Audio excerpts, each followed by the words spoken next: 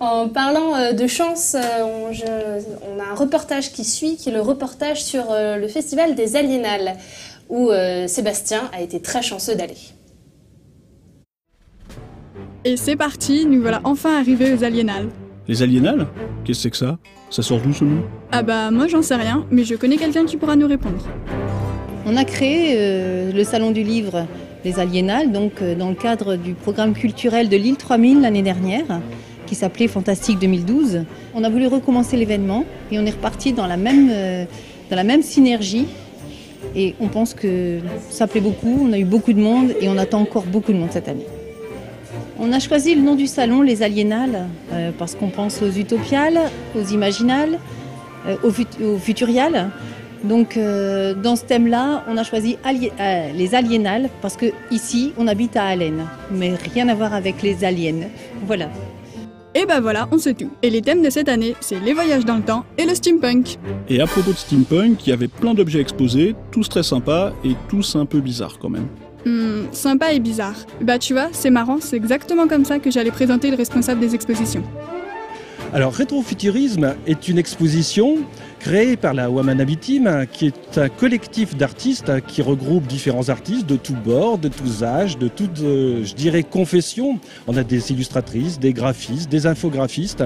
Et aussi, on a une exposition de différents objets steampunkés pour les aliénales, spécialement pour les Exquimènes, qui nous permet justement de découvrir ce concept de steampunk avec des objets de récupération, tels un iMac, une machine à écrire, des vieux rouages, des vieux engrenages, ce qui permet de développer ce concept et puis la création de justement tous ces artistes. Bon, voilà pour le steampunk, mais il y avait aussi des tas de trucs intéressants sur le thème du temps, notamment une table ronde avec plein d'invités compétents où on a appris plein de choses. Ouais, et après cette table ronde, il y avait la projection du court-métrage 300 000 km/s, dont voici la bande-annonce. Professeur Lacroix, nous vous observons depuis longtemps.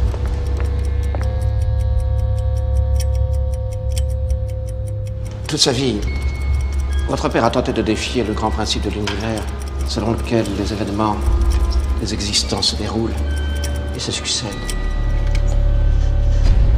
Je veux bien entendu parler du voyage temporel. Comme vous le savez, ces travaux n'ont jamais abouti, mais je crois savoir que vous avez obtenu des résultats beaucoup plus probants.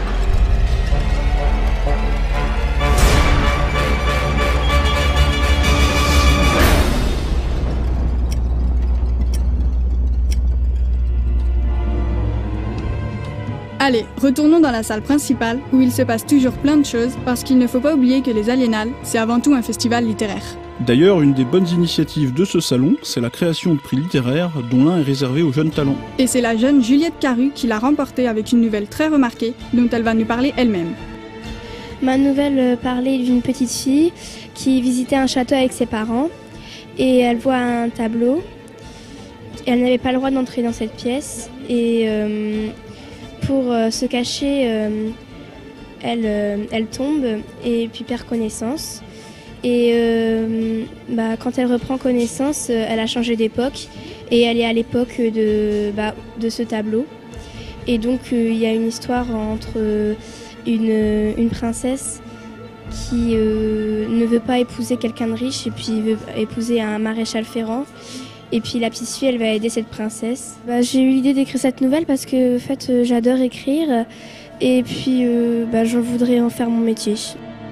On souhaite bonne chance à Juliette et on espère la voir bientôt publiée. Et on se dirige vers la salle de spectacle pour voir l'une des deux représentations d'Ombre et de Sang, une comédie musicale bien péchue. Allez, rock'n'roll!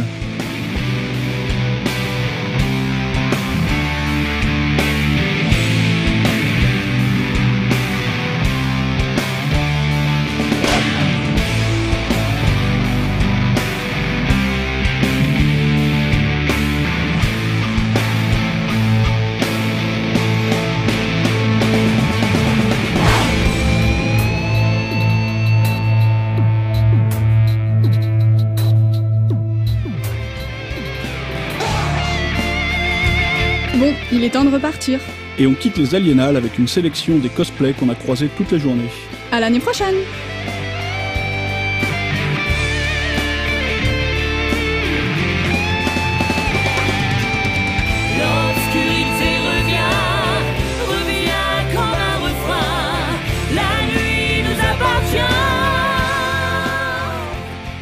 Et c'était le reportage sur les Aliénales. Et pour nous en dire un petit peu plus, Seb, toi qui y étais.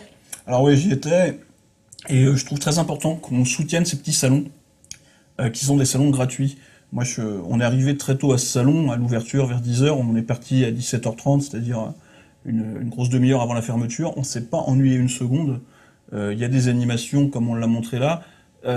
Quelqu'un qui habite à côté, ne dépense rien, passe une journée super. Il y a plein d'auteurs à rencontrer.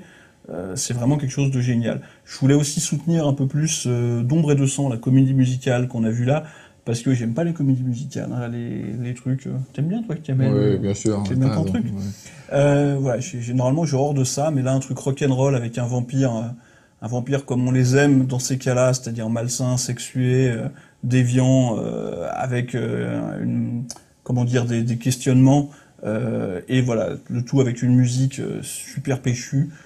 Ouais, j'ai passé une très très bonne demi-heure. Là, c'était une toute petite partie de leur spectacle.